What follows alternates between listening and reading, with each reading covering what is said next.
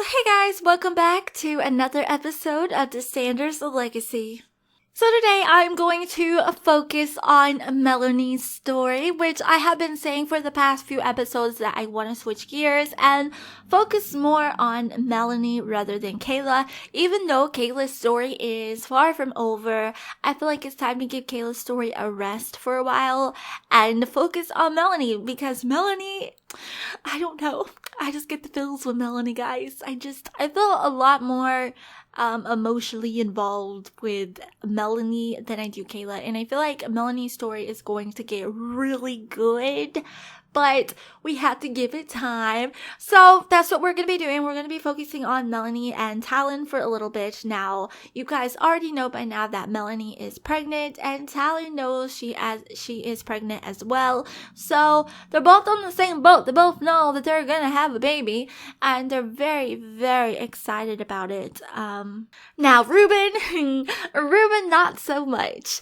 It has now come to Ruben's attention that Talon and Melanie are more romantically involved than he was, thinking, because Ruben had witnessed at the wedding that they appeared to be really close, and that's not gonna fly with Ruben, okay? He is not happy with that. He does not want them to be a couple. He thinks that Melanie could do so much better, and he just doesn't approve of Talon whatsoever being with his stepdaughter. So he's not happy, and Talon, he's pretty much dealing with it by ignoring the situation and hoping it'll go away.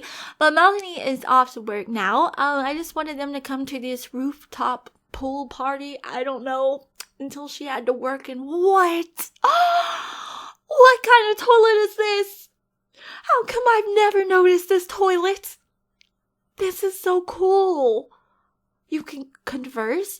You can talk to the toilets now in The Sims. When did this happen? How did I not know about that? That is so cool. But let's go ahead and have Talon come over here and unwind at the bubble machine. Even though I don't know why I have my Sims use this thing, because it never turns out good. Ever. Every time I get him to use it, it's just, oh no, Ruben's here, and Talon has spotted him. So yeah, Talon, get the heck out of there. Okay, I did not plan for Ruben to be here, but there he is. He's there. So Talon's trying to avoid Ruben because he has not had a talk with Ruben yet about dating his stepdaughter, and especially not getting her pregnant. So yeah, Talon doesn't want to deal with that situation. So he's just gonna come over here to his bubble machine, bubble blower, whatever you want to call it. And wow, what is this lady's problem? Lady, calm down. Why are you so mad? Oh god, here we go. Okay, so I decided to add Ruben to the household because, why not? We're gonna go wherever the story takes us, and even though I didn't plan this, I feel like we might as well have some fun with it. So Ruben is gonna come over here. I love the look on Talon's face, like, ooh, oh, hi, it's Ruben. How's it going? And Ruben's just casually, asking Talon, hi, Talon. It's been a long time since we spoke. Do you mind if I have a word with you for a moment, please?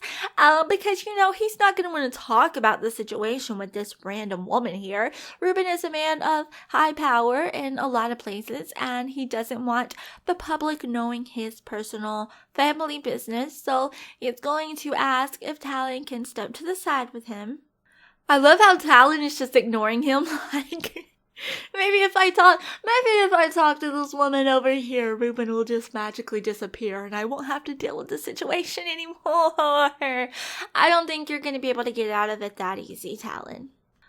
Okay, so Talon knows he cannot get out of it. He has to go see what Ruben wants, because Ruben isn't going to take no for an answer. And Talon's going to play it off like, oh yeah, the nice weather we're having here, right? Right, yeah, no, maybe, I don't know. We're gonna have Ruben talk politics with Talon, and by politics, I don't mean what's going on in the government. I mean, breaking the freaking deal. Ruben is going to, kind of put it out there like, yeah, I heard that you decided you wanted to date my stepdaughter, Melanie. instead of following the deal of just trying to keep her in line.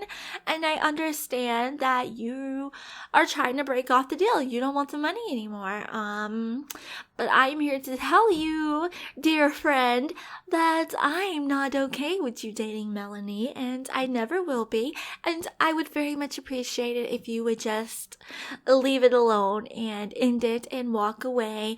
And Talon is furious right now. Talon is going to yell at Ruben, "Excuse me? Who do you think you are coming up here and telling me who I can love and who I can't love? You're crazy, okay? There is no way that I am leaving Melanie. Me and her are gonna be together forever, and there's nothing you can do about it, okay? So you might as well just quit trying."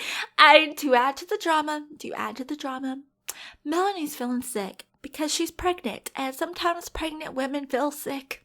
So she's gonna come home early from work and decide to come back up here and spend the day with Talon, not knowing what's going on here. She has no idea that Ruben and Talon are having a little disagreement, okay? So Melanie is going to attempt to walk up to Talon, but she's gonna hear something.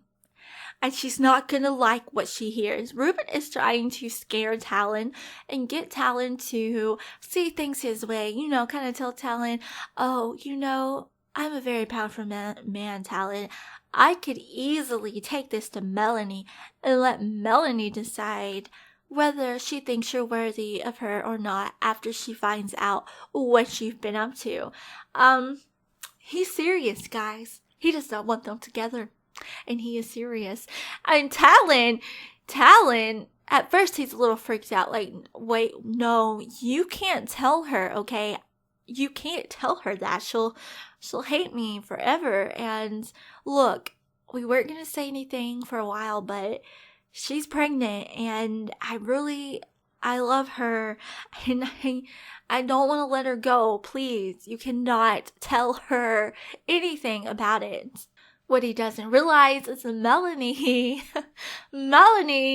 is hearing Talon beg Ruben not to tell her, pretty much, that he used her for money, that he pretended to like her, that he was getting paid to lie to her, pretty much, get her to fall for him so he could make some extra cash from Ruben, okay? Now Melanie knows all this. Melanie knows now. She heard Talon, and she's devastated. Like, this is completely blindsided Melanie. She never expected this from Talon. She and Talon go way back, and she really expected to spend her whole entire life with Talon. She was planning on marrying Talon and raising a family with him and starting their own life together. She thought that she'd really gotten her fairy tale ending with Talon, and now she's walking up, hearing Talon begging her stepfather not to tell her that he was using her. And that has come to a complete and utter blow for Melanie, and she really can't believe what she's hearing. So she's gonna go to leave, and now Talon knows, like, Talon sees her out of the corner of his eye, so now he has to go chase her. Talon chases her down and stops her from leaving, and he's trying to tell her, please, Melanie, it's not how it sounded. Let me explain to you the situation, okay? I'll tell you everything. I'll tell you everything you want to hear. Just please. I love you. Don't freak out. Don't do anything drastic. Just let's talk. And Melanie's over here thinking like, oh, so you want to tell me now? But just 2 seconds ago, you were begging our stepdad not to tell me. So now you want to tell me because you got busted? Like, how in the world can she trust him after this? And of course, he's not even in his right mind because of that bubble maker. You see what I mean now when I say that bubble maker is nothing but problems with my Sims? Because now he's feeling dazed, and he's sitting here needing to have a serious conversation with the girl he loves, but she can't take him seriously. He's all bubbled up. So pretty much at this point, Melanie is really upset. She's devastated. She's feeling like she cannot trust him anymore. I mean, their whole relationship started out on a lie. How do you come back from that? And she's gonna try to explain it to him like, Talon, there's nothing you can say that'll make this better. You started our whole relationship out on a lie. Everything was a lie. You stepped back and you watched me fall in love with you. We woohoo together, and all of it was a lie. You could have stopped. You didn't have to do this. You could have told me. Like, she cannot believe that this has happened, that he kept this from her, that he not only did this to her, but he kept it a secret from her. And I honestly, guys, I don't think there's any coming back from that. For some reason, he's taking her to the bathroom. He wants desperately to talk to her, and he's just going to embrace her and beg her to please just come back to their apartment. He'll explain everything. He knows he's screwed up, and he's wanted to tell her about it for a really long time. And he just wants her. He wants what they have back, and he wants to be with her and raise their child. And he's trying to assure her that his love for her now is 100% the real thing, and he can't imagine life without her. But is it too late? Sure, he loves her now, but is it too late? Is it too late? That's the question that Melanie's faced with. Can she trust him now? How does she even know that he's really even in love with her now? Maybe he's making this up too. Like, Melanie has no idea what to believe at this point. She's gonna yell at him and tell him pretty much that, I can't trust you anymore. You lied to me. Everything was based on a lie. I'm done. I can't do this. We're done.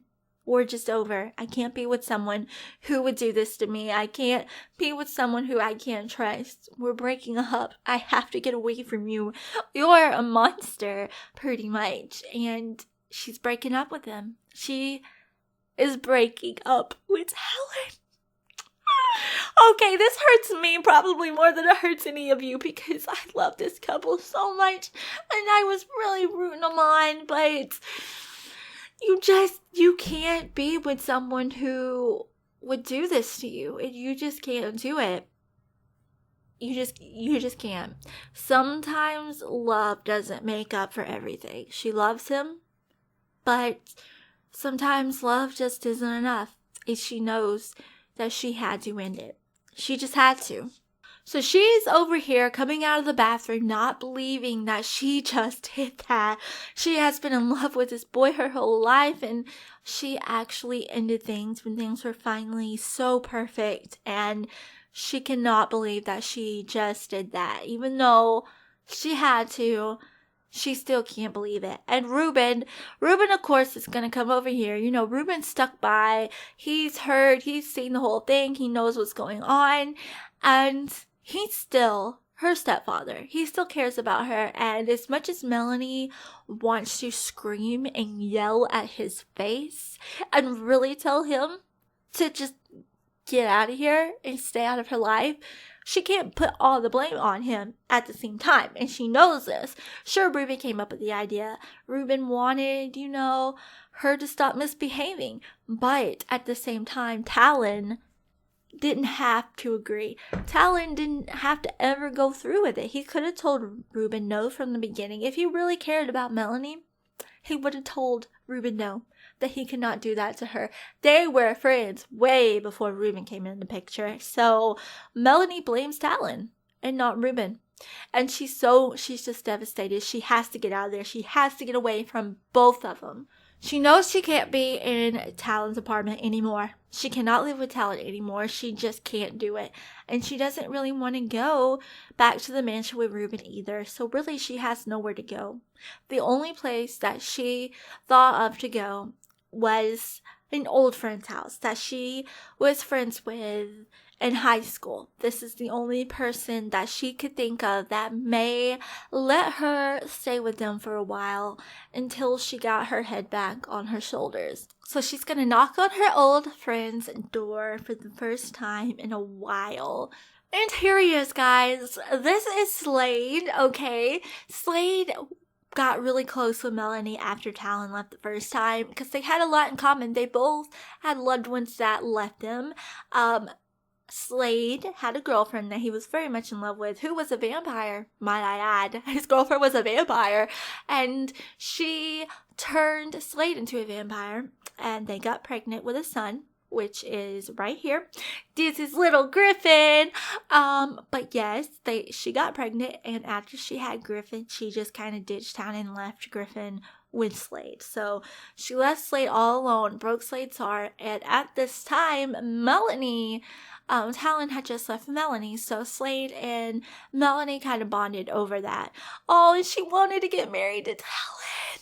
That makes me feel so bad. Oh, but before any of you worry, they've never had anything romantic. It was always just a friendship, nothing ever more than that. But now Melanie's here after Talon has broke her heart again, and she needs advice. So she's gonna go to Slade and explain Slade the whole situation of Talon coming back in her life, her living with Talon, them falling madly in love, her being pregnant with his baby, and then having the rug pulled right from under her, figuring out that all of that was nothing but a lie. And she's gonna ask Slade, please, I know it's a lie, I know you have Griffin here, and I know you don't need this, but can I please stay with you for a while, just until I get my feet on the ground and I can move out on my own. And of course, Slade's gonna tell her, yeah, of course, no problem. Stay here as long as you want. So what we're gonna do is we're going to move Melanie into this household. So now that Melanie is officially moved in, she is going to just go cry in a bed somewhere because it's so sad. She just broke up with the love of her life. It's sad. Okay. But yeah, I know it's setting in for her. And it's sad. We definitely have to fix this place up for her and the new baby to live in. I'm thinking about moving Griffin to Slade's room and then having Melanie take this room in the middle here. And of course, I'll have to kind of just do a little adjustment for her and the baby. And she's so depressed, guys. She's so sad about it. Oh, my poor baby. Oh, I'm so sorry. But okay, guys, so it's official. Melanie officially lives here now, and we are definitely going to be focusing on her in the future, because she will be the founder, and her child, her unborn child, may be the second generation. Who knows what I will have planned next, but hopefully you guys liked this episode. If you did, please give it a big thumbs up, and I'm so sorry if I broke any of your hearts. Comment down below, subscribe to my channel so you don't miss a thing, and until my next video, I will see you next time, guys. Bye! Not $1 in my pocket, but I rock it like I ain't broke.